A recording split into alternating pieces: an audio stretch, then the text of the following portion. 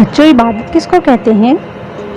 یقیناً آپ کو پتا ہوگا، نماز، روزہ، حج اور دوسرے نیکی کے کام کرنا عبادت ہے، یا پھر مسجد میں جانا عبادت ہے، یہی ہے نا؟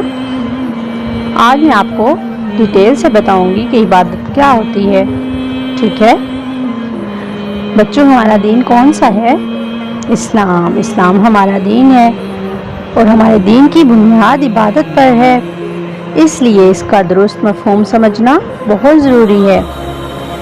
عبادت کا لفظ عبد سے نکلا ہے، عبد سے، جس کا مطلب ہے غلام اور حکم ماننے والا۔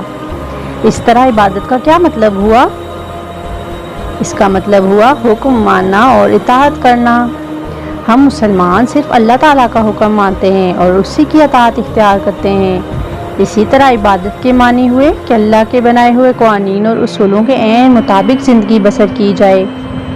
قرآن حکیم کی سورۃ الذاریات میں واضح طور پہ اللہ تعالیٰ نے بتایا ہے کہ انسانوں کو عبادت کے لیے پیدا کیا گیا ہے۔ عبادت کا مطلب صرف پرستش نہیں ہوتا، بلکہ زندگی کے ہر معاملے میں اللہ تعالیٰ کے بتائے ہوئے اصولوں اور احکامات کی روشنی میں عمل کرنا ہے۔ اس لیے عبادت میں ہر وہ اچھا کام آ جاتا ہے جو ہم کرتے ہیں۔ اطاعت اور حکم ماننے سے ہر وقت یہ دیکھا جا سکتا ہے کہ اللہ کی عبادت ہو رہی ہے یا نہیں ہو رہی۔ قرآن حکیم میں ہے کہ خدا کے سوا کسی کی عبادت نہیں ہو سکتی، اور انسان کو اسی لیے پیدا کیا گیا ہے۔ کائنات کی ہر ایک چیز خدا کے بنائے ہوئے قوانین کے مطابق چلتی ہے۔ بچوں، ہم نماز پڑھتے ہیں نا، تو ہم نماز میں کیا کہتے ہیں؟ ایاک نعبد۔ اس کا کیا مطلب ہے؟ کہ اللہ، ہم صرف تیری ہی عبادت کرتے ہیں اور تیرے ہی قوانین اور احکامات کے مطابق زندگی گزارتے ہیں، یہی بات ہے نا بچوں؟ اسی طرح ہم یہ بھی وعدہ کرتے ہیں کہ اے اللہ، جو تجھ سے الگ ہوا یا تیرا نافرمان ہوا، اس سے ہمارا کوئی تعلق نہیں۔ سورۃ الفاتحہ بچوں آپ کو آتی ہے نا؟ ہاں، اس کے ترجمے میں آپ نے پڑھا ہوگا۔ اب اس وعدے کو عملی زندگی میں نبھانا عبادت کہلائے گا، ٹھیک ہے؟ گویا خدا کے سوا کسی کو کسی پر حکم چلانے کا حق حاصل نہیں ہے، ٹھیک ہے بچوں؟ لیکن آپ کے دماغ میں سوال آئے گا کہ زندگی میں ہم بہت سے لوگوں کا حکم مانتے ہیں۔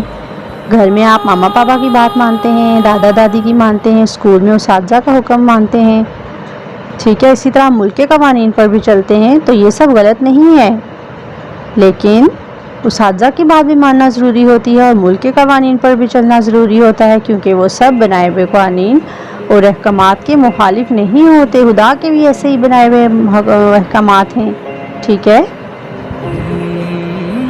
لیکن اگر وہ حکم جو ہیں وہ اللہ تعالیٰ کے بنائے ہوئے احکام سے مختلف ہوں گے تو ہم نہیں مانیں گے۔ مثلاً اللہ تعالیٰ نے ہمیں کیا حکم دیا ہے کہ جھوٹ نہ بولو۔ اگر آپ کے پیرنٹس یا آپ کے ٹیچرز میں سے کوئی، آپ کا کولیگ آپ کو کہے کہ جھوٹ بولو، تو آپ پھر اس حکم کے مخالفت میں جائیں گے، کیونکہ خدا کے حکم کے مخالفت میں ہے یہ بات، پھر ہمیں ان کا حکم نہیں ماننا چاہیے۔ لیکن اگر خدا کے بتائے ہوئے احکامات کے مطابق کوئی بات ہو تو اس پر ضرور عمل کرنا چاہیے۔ بچوں، آپ کو یہ پتہ ہے کہ قرآن مجید میں عبادت کے بارے میں کیا لکھا ہے؟ قرآن مجید میں ہے کہ صرف اللہ کے سامنے جھکنا چاہیے اور اسی کا حکم ماننا چاہیے۔ خدا کے وہ احکامات قرآن مجید میں موجود ہیں، لہٰذا ہم قرآن کی تعلیمات پر عمل کریں گے تو ہم اللہ کے حکم مانیں گے، اور اگر عمل نہیں کریں گے تو نافرمانی ہو جائے گی۔ تمام نبی اور رسول اپنے آپ کو اللہ کا بندہ کہتے ہیں اور ہر حکم مانتے ہیں۔ عام انسان بھی جو اللہ کا حکم مانے اور اس کے بندے بن جائیں، انہی پر اللہ کی رحمت ہوتی ہے اور ان کی دنیا بھی اچھی ہو جاتی ہے اور آخرت کی زندگی بھی خوشگوار ہوگی۔ ہماری زندگی کا مقصد اللہ کی رضا ہونا چاہیے، اور ہر کام کرتے وقت ہمیں یہ اصول ذہن میں رکھنا چاہیے۔ جب ہم صرف اللہ کی رضا کے لیے کام کرتے ہیں تو پھر ہمیں کسی مخالفت کی پرواہ ہوتی ہے اور نہ ہی کسی کی تعریف کی تمنا ہوتی ہے۔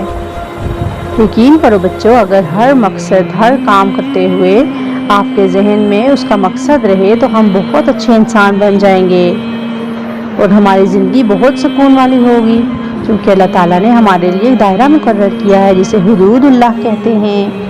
تو حدود سے ہم باہر نہیں جا سکتے اور اس کے اندر رہتے ہوئے جو چاہیں گے وہی کریں گے۔ ٹھیک ہے، جیسے فٹ بال میچ کے دوران گراؤنڈ میں ایک لکیر ہوتی ہے نا، جسے باؤنڈری لائن کہتے ہیں، اور اس کے اندر پلیئرز کھیلتے ہیں، اور جو کوئی اس پلیئر لائن سے باہر جائے گا، بارڈر سے باہر جائے گا، وہ قانون کے خلاف ہو جائے گا۔ اسی طرح ہمیں بھی اللہ کے بنائے ہوئے دائرے کے اندر رہ کر اپنی زندگی بسر کرنی ہے، اور یہی عبادت ہے بیٹا، ٹھیک ہے؟ جی ہاں بچوں، حصول رزق کے لیے کوشش کرنا اور دوسروں کے کام آنا بھی عبادت ہے۔ ہمیں کوشش کرنی چاہیے کہ حلال روزی کمائیں اور وہی کھائیں، چاہے وہ کاروبار ہو یا کوئی بھی ملازمت ہو، ہے تو یہ عبادت لیکن وہ جائز اور قانون کے مطابق ہو، ٹھیک ہے؟ رسول صلی اللہ علیہ وسلم نے فرمایا کہ محنتی شخص اللہ کا دوست ہے، یا ہاتھ سے کمانے والا اللہ کا دوست ہے، الکاسب حبیب اللہ، سنا ہے نا آپ نے یہ؟ حصول رزق کو اور جو حلال ہو اس کو عین عبادت کہا گیا ہے۔ ضروریات زندگی کے لیے ہمیں کوشش اور محنت کرنی پڑتی ہے، اور کرنی بھی چاہیے، اور یہ بڑے ثواب کا کام ہے، اور رزق حاصل کرنے کو اللہ کا فضل کہا گیا ہے۔ اسی طرح بچوں، دوسروں کے کام آنا اور انسانوں کی خدمت کرنا بہت بڑی نیکی اور عبادت ہے۔ کسی بھی انسان کی مدد کرنا اور اس کی ضرورت کو پوری کرنا، کسی طرح سے بھی کسی کے کام آنا بہت عبادت ہے بچوں۔ لیکن پیپر میں چیٹنگ کرانا یہ کوئی عبادت نہیں ہے، کیونکہ یہ اللہ کے بتائے ہوئے رستوں کے خلاف ہے، یہ تو آپ کو پتہ ہی ہوگا، ٹھیک ہے نا بچوں؟ ٹھیک ہے، مدد تو آپ کریں گے، لیکن آپ سوچ رہے ہوں گے کہ ہم اب کوئی ملازمت تو نہیں کرتے، یا ہم اب کوئی کاروبار تو نہیں کرتے، ہم کیسے حلال روزی کمائیں؟